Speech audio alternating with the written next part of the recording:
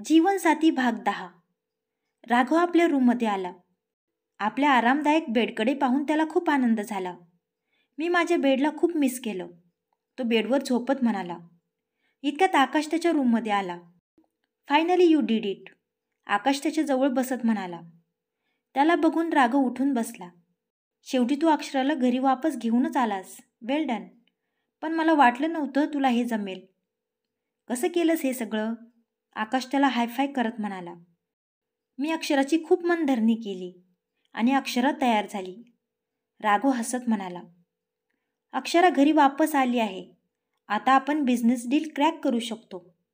नाहीतर मी तर टेन्शनमध्ये आलो होतो. आकाश खुश होत म्हणाला. पण राघव पुन्हा एकदा अक्षरासोबत घालवलेल्या आठवणींमध्ये हरवून गेला. मग आकाशकडे पाहत म्हणाला. हो दादा, बिझनेस डीलमुळेच तर परत आणलं आहे तिला. तो खाली पाहायला लागला. ते तर ठीक आहे, पण आता प्रियाला कसं समजावशील ते तू बघ, कारण ती घरी वापस आली आहे. आकाश हसत म्हणाला व निघून गेला. अरे, या सगळ्यांमध्ये मी प्रियाला तर विसरूनच गेलो होतो. त्याला स्वतःचंच आश्चर्य वाटत होतं की तो प्रियाला कसा विसरला. या 2 दिवसात त्याला एकदाही प्रियाची आठवण आली नव्हती. तो उठून बाहेर आला आणि त्याने लगेच प्रियाला फोन लावला. पण ती काही फोन उचलत नव्हती. राघव अक्षराला शोधायला गेला आहे ते समजल्यानंतर तर ती अजूनच नाराज झाली होती. राघवने तिला परत फोन लावला. इतक्यात त्याला अक्षरा आपली बॅग घेऊन पायऱ्यांवरून वरती येताना दिसली. तो तिच्याकडे पाहून इतका लॉस्ट झाला की ज्यावेळी प्रियाने फोन उचलला नेमक्या त्याच वेळी त्याच्याही नकळत त्याने फोन कट केला. राघवने फोन कट केला हे पाहून प्रिया परत अपसेट झाली. प्रियाला अपसेट पाहून तिच्या आईने तिला सांगितलं, जेव्हा अक्षरा घर सोडून गेली होती तेव्हा राघव लगेच तिला शोधायला गेला. पण ज्यावेळेस तू घर सोडून गेली होती त्यावेळी राघव तुला शोधायला तुझ्या मागे आला नाही. त्याची प्रायोरिटी आता बदलली आहे. अक्षरा त्याच्यासाठी जास्त महत्त्वाची झाली आहे.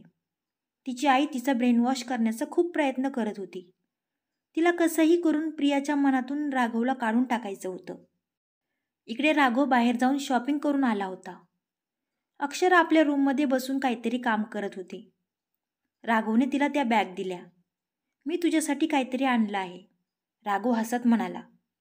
तिने आनंदाने त्या बॅग घेतल्या व त्या उघडून पाहिल्या. त्याने तिच्यासाठी काही पंजाबी ड्रेस आणले होते. पण मी तर असे कपडे घालत नाही, ती अवघडून म्हणाली. तू घालून तर बघ, चांगले दिसतील ते तुला. त्याने तिला चेंज करायला पाठवलं. तिने आपली साडी चेंज करून त्यातला मोरपंखी रंगाचा ड्रेस घातला. तिने पहिल्यांदाच तसा ड्रेस घातला होता. तो ड्रेस घालून ती बाहेर येण्यासही लाजत होती. राघवने तिच्याकडे पाहिलं आणि तो पाहतच राहिला. त्याच्या त्या नजरेने तिचे गाल लाल झाले. तिने लाजून खाली पाहिलं. ती त्या ड्रेसमध्ये खूप सुंदर दिसत होती. त्याने तिला सांगितलं की तो ड्रेस तिच्यावर छान दिसत आहे. आता तिला कायम साडी घालण्याची गरज नाही. तिला जे हवं ते ती घालू शकते. तिने लाजून आपली मान हलवली. इतक्यात तिला समजलं की गावाहून तिचे भाऊ, वहिनी आणि चुलत बहीण भेटायला आले आहेत. तिची चुलत बहीण सीमा ही तिची बहीण कमी आणि मैत्रीण जास्त होती. ती पळतच जाऊन सीमाच्या गळ्यात पडून तिला भेटली. तिची वहिनी मात्र खूप चालबाज होती. तिला दुसऱ्यांचा आनंद सहन होत नव्हता व तिचा पतीही तिच्या पुढे काही बोलत नव्हता. ती अक्षराकडे खालीवर पाहतच राहिली. शहरात येऊन तुझे रंगढंगच बदलले आहेत, ती मनात म्हणाली. तिच्या ड्रेसवरून तिला टोमणाही मारला. पण राघवने अक्षराच्या बाजूने बोलून तिला गप्प केलं. अक्षरा आता गावाकडे नाही, शहरात राहते आणि इथे ती तिला हवं ते करू शकते. यावर अक्षराने कृतज्ञतेने राघवकडे पाहिलं. राघवने तिला स्माईल दिली. ते लोक 2-3 दिवस तेथे राहणार होते. 2-3 दिवस सीमा आपल्या सोबत राहणार आहे ते ऐकून अक्षरा खुश झाली. पण तनू मात्र त्यांच्या येण्याने खूप इरिटेट झाली. आई काही दिवसांसाठी बाहेर गेली असल्याने तनू आता एकटीच पडली होती. अक्षराने आपल्या माहेरच्या माणसांचं मनापासून स्वागत केलं. त्यांचा पाहुणचार केला. तिचा भाऊ आणि वहिनी त्या घराचं ऐश्वर्य पाहून थक्क झाले होते. अक्षराने आपल्या आईबाबांची खुशाली विचारली. ते सारखी तिचं नाव काढतात हे ऐकून अक्षराला भरून आलं. सीमाने तिला सांगितलं की तिचं लग्न झाल्यानंतर तिने विशालला त्या गावात बघितलंच नाही. तो ते गाव सोडून कुठेतरी बाहेर निघून गेला आहे. विशालचं नाव ऐकून अक्षराचा चेहरा उतरला. पण तिने आता ठरवलं होतं की विशालसाठी आता स्वतःचा मूड खराब करून घेणार नाही. ती किचनमध्ये पाहुण्यांसाठी काहीतरी बनवायला आली. सीमाही तिच्याबरोबर तिला मदत करायला आली. अक्षरा, तू खुश तर आहेस ना? ज्या परिस्थितीमध्ये तुमच्या दोघांचं लग्न झालं होतं त्यामुळे राघवदादा तुझी काळजी तर घेतात ना? ते चांगले आहेत का? सीमा हे विचारत होती. इतक्यात राघव तिथे आला. तो किचनच्या दरवाजाजवळ उभा राहून त्यांचं बोलणं ऐकत होता. आता त्यालाही उत्सुकता वाटत होती की अक्षरा काय उत्तर देते. पण अक्षराला काय उत्तर द्यावं ते समजत नव्हतं. त्यांचं बोलणं राघव कान देऊन ऐकत होता. ऑफकोर्स अक्षराला मी चांगला वाटतो. राघवला कुणी पसंत करणार नाही असं होऊ शकत नाही. राघव मनातच स्वतःची स्तुती करत म्हणाला. तो मनातल्या मनात खुश होता. अक्षरा, तुझा आणि राघव दादाचं पटतं ना? सीमा परत म्हणाली. सांग ना अक्षरा की आमचं आता थोडं थोडं पटायला लागलं आहे, राघव हळूच म्हणाला. सीमापेक्षा त्यालाच अक्षराच्या उत्तराची घाई झाली होती. तो तिच्या बोलण्याची आतुरतेने वाट पाहत होता. अक्षराला कन्फ्युजनमुळे काय म्हणावं ते समजत नव्हतं. इकडे राघवला मात्र अक्षरा का बोलत नाहीये ते समजत नव्हतं. त्याला अक्षराच्या तोंडातून त्याच्याबद्दल स्तुती ऐकायची होती. राघव ठीक आहे, असं काही खास नाहीये, अक्षरा विचार करून म्हणाली. ते ऐकून राघव शॉक झाला. त्यांना ना आपल्या मागे पुढे 14-15 लोक पाहिजे असतात त्यांची सेवा करण्यासाठी, आणि इतके घाबरट आहे की काय सांगू. आणि त्यांचे नखरेही खूप असतात. मी हे नाही करणार, मी ते नाही करणार, मी फार थकलोय, मी अजून नाही चालू शकत. आणि राग तर एवढं येतो की काय सांगू. अक्षरा इतक्या दिवसात किती बदलली आहे हे आपल्या घरच्यांना वाटू नये म्हणून ती मुद्दाम ते सांगत होती. राघव शॉक होऊन सगळं ऐकत होता. किती खोटारडी आहे. असं तर मी अजिबात करत नाही, खोटं सांगत आहे, तो म्हणाला. इतक्यात आकाशने राघवला किचनच्या बाहेर कान देऊन ऐकताना बघितलं. राघव, तू किचनच्या बाहेर काय करतोस? आकाश त्याच्या खांद्यावर टॅप करत म्हणाला. दादा, तू इतक्या जोरात का बोलत आहेस? हे माझंही घर आहे ना, मग मी कुठेही उभा राहू शकतो, तो आपल्या भावाला शांत करत हळू आवाजात म्हणाला. त्यांचं ते बोलणं अक्षराला ऐकायला गेलं. पण तू इथं काय करतोस? तुला भूक लागली होती तर कुणाला तरी सांगायचं होतं. इथे दरवाजाजवळ का उभा आहेस? आकाश चकित होत म्हणाला. इतक्यात अक्षरा बाहेर आली. मी पाणी घ्यायला आलो होतो, तो अक्षराकडे पाहत म्हणाला. व फ्रीज उघडून पाणी घेण्याऐवजी एक ॲपल घेऊन परत वापस आला. सफरचंद? अक्षरा त्याच्याकडे पाहत आश्चर्याने म्हणाली. आकाशही आता ते पाहून चकित झाला. राघव, तुला पाणी हवं होतं, मग ॲपल घेऊन का वापस आलास? त्याने हसत विचारलं. राघवने आपल्या हाताकडे पाहिलं. तो पाण्याऐवजी सफरचंद घेऊनच बाहेर आला होता. आता काहीतरी उत्तर द्यावंच लागणार होतं. हो, मला ॲपल धुण्यासाठी पाणी हवं होतं, तो गडबडून म्हणाला. पण मी हे सगळं का करू? तू पत्नी आहेस माझी, तुला करायला पाहिजे हे. तू हे ॲपल घे, धुवून काढ व त्याचे तुकडे करून माझ्या रूममध्ये आणून दे, तो तिला टशन देत म्हणाला व तिथून निघून गेला. ते बघून अक्षराला हसायला आलं. राघवने वळून तिच्याकडे पाहिलं. त्यालाही हसू आवरलं नाही. तो हसतच आपल्या रूममध्ये गेला. त्यांना हसताना पाहून तनूला खूप कसं तरी झालं. तिकडे माझी बहीण इतकी अपसेट आहे आणि हे मस्ती मजाक करत आहेत, ती चिडून म्हणाली. तिने ठरवलं होतं की ती वेळ आल्यावर अक्षराला नक्की धडा शिकवेल. इकडे जेवण झाल्यावर अक्षरा आपल्या रूममध्ये बसली होती. इतक्यात तिची वहिनी तिथे आली व ती एकटीच तिथे का बसली आहे ते विचारायला लागली. अक्षरा तिला काहीतरी कारण सांगण्याचा प्रयत्न करत होती, पण तिची वहिनी खूप चतुर होती. खोटं बोलू नकोस अक्षरा, मला माहीत झाले आहे की राघव या रूममध्ये झोपतच नाही आणि तुमच्यामध्ये काय चाललं आहे ना ते आम्हाला चांगलंच माहीत झालं आहे, ती धूर्तपणे हसत म्हणाली. तिला अक्षराचा उतरलेला चेहरा पाहून आनंद होत होता. इतक्यात त्यांना राघवचा आवाज आला. वहिनी त्याला पाहून शॉक झाली. ती मोठं तोंड वासून त्याच्याकडे बघायला लागली. अरे वहिनी, तुम्ही मला असं का बघत आहात? जसं काही भूत बघितलं आहे. वहिनी, ही माझी रूम आहे, इथे मी नाही तर आणखी कोण येईल? राघव बेडवर अक्षराच्या समोर पसरला. अक्षरा, मी खूप थकलो आहे. त्याने अक्षराच्या हातावर मुद्दाम आपला हात ठेवला. अक्षरा स्तब्ध होऊन त्याच्याकडे पाहत होती. अक्षरा, माझ्या डोक्याला मसाज करून दे ना प्लीज. मला त्याच्याशिवाय झोप येत नाही.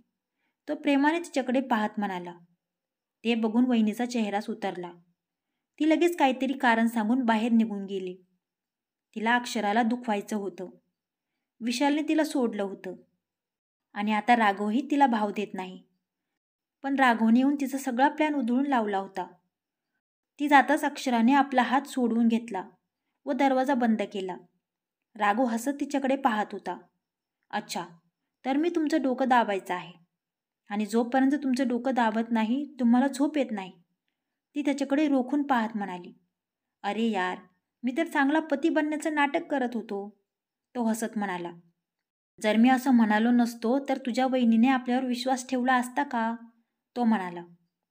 अक्षराने अविश्वासाने त्याच्याकडे पाहिलं. मी पण ना इतका स्मार्ट आणि हँडसम आहे आणि थोडीफार ॲक्टिंगही करू शकतो. तुला काय वाटतं, मी चांगला ॲक्टर बनू शकतो की नाही? मला तर वाटतं की एका सुपरस्टारच्या सगळ्या क्वालिटीज आहेत माझ्यामध्ये. ती फक्त त्याच्याकडे पाहत होती. ते सगळं ठीक आहे, पण तुम्ही या वेळेला माझ्या रूममध्ये काय करत आहात? तिने खाली पाहत विचारलं. अक्षरा, एकतर मी तुझी मदत करत आहे. अरे, बोलणं ऐकलं आहे मी तुझ्या परिवारवाल्यांचं. त्यांना संशय आहे की आपल्यात काही नातंच नाही आहे. मी तुझी मदत करायला आलो होतो. आणि तू पण ना अक्षरा, मलाच प्रश्न करत आहेस. तो नाराज होण्याचं नाटक करत म्हणाला. ते पाहून अक्षराला वाईट वाटलं. माझा म्हणण्याचा अर्थ तो नव्हता. अक्षरा त्याला इंग्रजीमध्ये थँक्यू म्हणाली. त्याने तिच्याकडे पाहिलं. थँक्यू नाही, गुड नाईट. तो नाराज होऊन तिथून जायला लागला. पण अक्षराने त्याला अडवलं. राघव, माझ्या घरचे लोक बाहेर असतील. त्यांनी तुम्हाला जाताना पाहिलं तर? ती अडखळत म्हणाली. मग काय करायचं? त्याने गोंधळून विचारलं. तिने खाली पाहत कसंबसं त्याला त्या रूममध्येच राहायला सांगितलं. पण राघव तिला आपल्या रूममध्ये घेऊन आला. काय राघव, तुम्ही त्या रूममध्ये राहण्याऐवजी मला इथे का घेऊन आले? ती आश्चर्याने म्हणाली. अक्षरा, मला त्या रूममध्ये राहायला नाही आवडत. तसंही पत्नी पतीच्या रूममध्ये राहते, पती पत्नीच्या रूममध्ये नाही. तो सोफ्यावर झोपत म्हणाला. त्या रूममध्ये समोरच प्रिया आणि राघवचा मोठा फोटो फ्रेम लावलेला होता. त्या फोटोकडे पाहून तिला कसं तरी झालं. मी या रूममध्ये नाही राहू शकत. ती तिथून निघून जायला लागली. ए बायको, म्हणत त्याने तिला आपल्याकडे ओढलं. तो सोफ्यावर बसलेला होता. ती त्याच्या अंगावर जाऊन आदळली. आपले केस नीट करत तिने त्याच्याकडे पाहिलं. तोही तिच्याकडेच पाहत होता. दोघेही एकमेकांकडे भान हरपून पाहत होते. ती भानावर येत उभी राहिली. तोही ओशाळून उभा राहिला. हे बघ अक्षरा, या रूममध्ये राहिलीस तर तुला कुणाच्याही प्रश्नांची उत्तरं द्यायची गरज पडणार नाही. तो उभा राहत म्हणाला. पण अक्षराचं लक्ष त्या फोटो फ्रेमकडे होतं, ज्यामध्ये प्रिया आणि राघव खूप आनंदाने एकमेकांच्या जवळ उभे होते. राघवचं लक्ष त्या फोटो फ्रेमकडे गेलं. त्याला समजलं की अक्षरा असं का म्हणत आहे ते. त्याने स्माईल करत पटकन जाऊन ती फोटो फ्रेम काढली.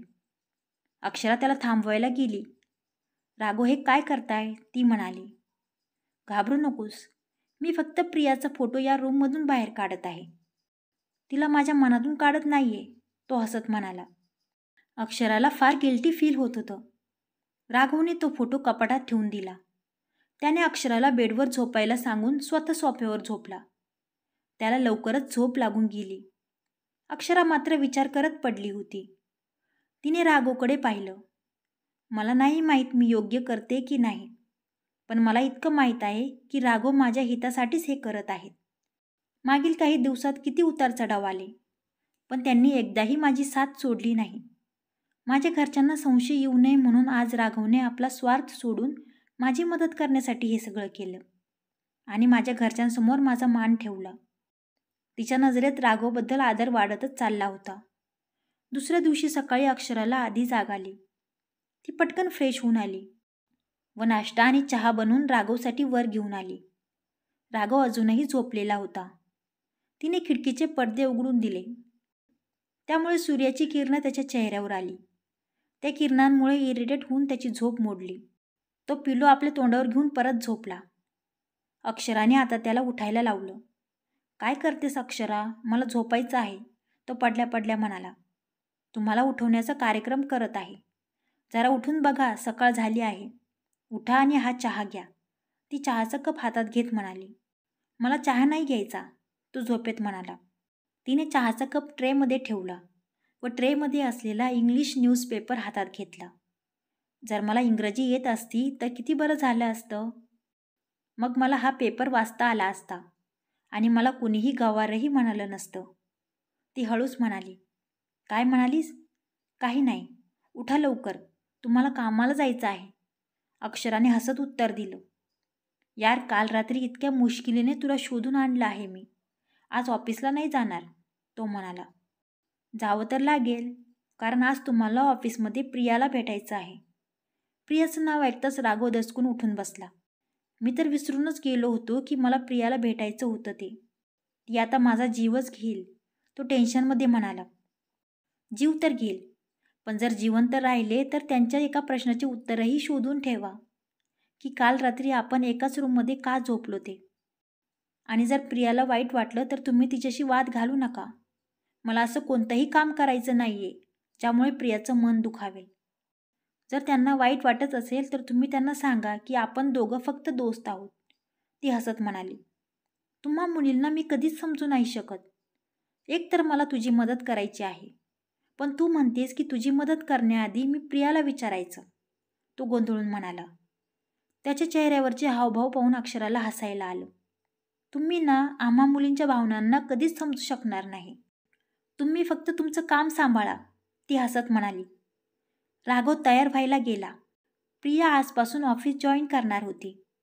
राघव तयार होऊन प्रियाच्या कॅबिनमध्ये गेला. त्याने तिला सांगितलं की जोपर्यंत त्याचा आणि अक्षराचा घटस्फोट होत नाही तोपर्यंत तो आणि प्रिया फक्त फ्रेंड्स म्हणून राहतील. प्रियाला ते ऐकून वाईट वाटलं, पण तिने ते बोलून दाखवलं नाही. प्रियाला उदास पाहून खरं तर तोही उदास झाला होता, पण त्याच्या आयुष्यातले प्रॉब्लेम आता त्याला शांत डोक्याने हँडल करायचे होते. इकडे अक्षरा किचनमध्ये काम करत होती. तिने काय बनवलं आहे ते बघायला आजी किचनमध्ये आल्या. बोलता बोलता अक्षराने त्यांच्या त्या 2 दिवसातला अनुभव सांगितला. आजी, तुम्हाला माहीत आहे, राघवने तिथे एका ढाब्यामध्ये काम केलं आहे. जेवण वाढायचं, स्वच्छता करायचं काम केलं आणि स्वतःच्या मेहनतीने पैसे कमावून मला मुंबईला आणलं. आजी, तुमचा नातू खूप मेहनती आहे. त्यांनी ठरवलं तर ते काहीही करू शकतात, अक्षरा विश्वासाने म्हणाली. हो, काहीही करू शकतो. जशी आपली संगत असते आपल्यातही तसेच बदल होतात. इतक्या वर्षापासून या घरात झालं नव्हतं ते तू 2 दिवसात करून दाखवलंस. आता तर राघव ऑफिसलाही जायला लागलाय. तो आता खूप मेहनत करेल, आजी आनंदाने म्हणाल्या. इतक्यात राघव घरी आला. अक्षरा त्याच्यासाठी काहीतरी खायला घेऊन गेली.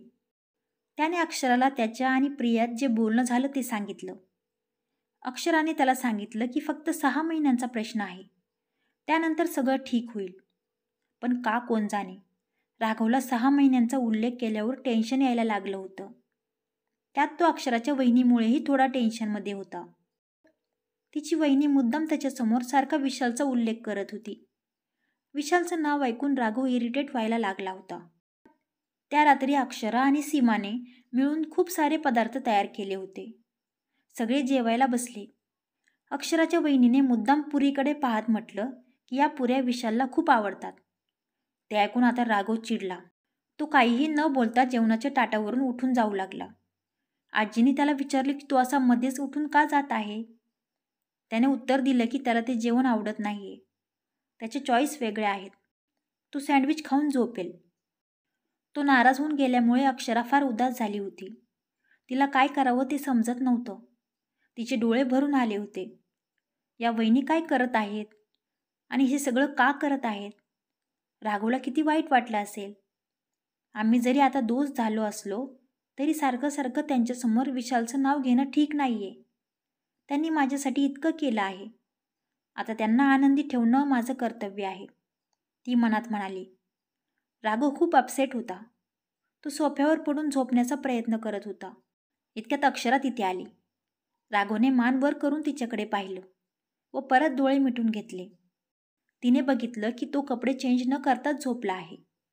तिने त्याचे शूज आपल्या जागेवर नेऊन ठेवले. राघव मनातल्या मनात अक्षराशी या विषयावर बोलावं की नाही याचा विचार करत होता. ती ब्लँकेट त्याच्या अंगावर टाकायला गेली, पण तिचा पाय त्याच्यात अडकला व ती राघवच्या अंगावर पडायला लागली. त्याने तिला पकडलं. त्यांची नजरानजर झाली व दोघेही एकमेकांच्या डोळ्यात हरवून गेले. तू ठीक तर आहेस ना? थोडी सरक ना, तो म्हणाला. तुम्हीच मला धरलं आहे, सोडा आता, तिने उत्तर दिलं. त्याने तिला सोडलं व उठून बसला. तुम्हा मुलींची ना मदतच नाही केली पाहिजे. मदत केली तरी चूक, नाही केली तरी चूक. आम्ही मुलांनी करायचं तरी काय, तो म्हणाला. तिला शांत उभी राहिलेली पाहून तो परत कन्फ्यूज झाला. आता तू शांत का उभी आहेस? बेडरूममध्ये एकमेकांशी बोलायचं नाही असा रूल आहे का? जेव्हा बोलायचं असतं तेव्हा बोलत नाहीस आणि जेव्हा बोलायचं नसतं तेव्हा इतकी बोलतेस की थांबतच नाहीस. तू अशीच गप्प उभी राहा, मी झोपतो, असे म्हणत तो अंगावर घेऊन परत सोफ्यावर झोपला. ती गोंधळून तशीच उभी होती. नंतर ती आरशासमोर जाऊन बसली व आपल्या बांगड्या व कानातले काढून ठेवायला लागली. तिच्या चेहऱ्यावर एक हलकीशी स्माईल होती. राघवने हळूच तिच्याकडे डोकावून पाहिलं. ती खिडकीजवळ गेली. चंद्राचं चांदणं तिच्या चेहऱ्यावर पडत होतं. त्या चांदण्यात तिचा चेहरा अजूनच खुलून दिसत होता. वाऱ्यामुळे तिचे केस उडून तिच्या चेहऱ्याला स्पर्श करत होते. ती डोळे मिटून ती थंड हवा आपल्या चेहऱ्यावर अनुभवत होती. तिला पाहून राघवच्या डोळ्यावरची सगळी झोप उडाली होती. तो पापणीही न हलवता एकटक तिच्याकडे पाहत होता. वाऱ्यामुळे तिची ओढणी उडून खाली पडली आणि त्याच्या काळजाचा ठोका चुकला. त्याचं हृदय जोरात धडधडत होतं. तिने पटकन ती ओढणी उचलली आणि आपल्या खांद्यावर घेतली. तो तिची प्रत्येक अदा आपल्या डोळ्यात साठवत होता. अक्षरा आपल्या जागेवर जाऊन झोपली. राघव उठून बसला. त्याला अक्षराशी विशालच्या विषयावर बोलायचं होतं. विशालचं नाव ऐकून त्याला जेलसी फील व्हायला लागली होती. त्याला आता विशालचं नाव अक्षराशी जोडलं जाणं सहन होत नव्हतं. पण अक्षराशी बोलणं कसं सुरू करावं ते कळत नव्हतं. क्रमशः कसा वाटला आजचा भाग? जर कथा आवडत असेल तर व्हिडिओला लाईक करा आणि माझ्या चॅनलला सबस्क्राईब करा. धन्यवाद.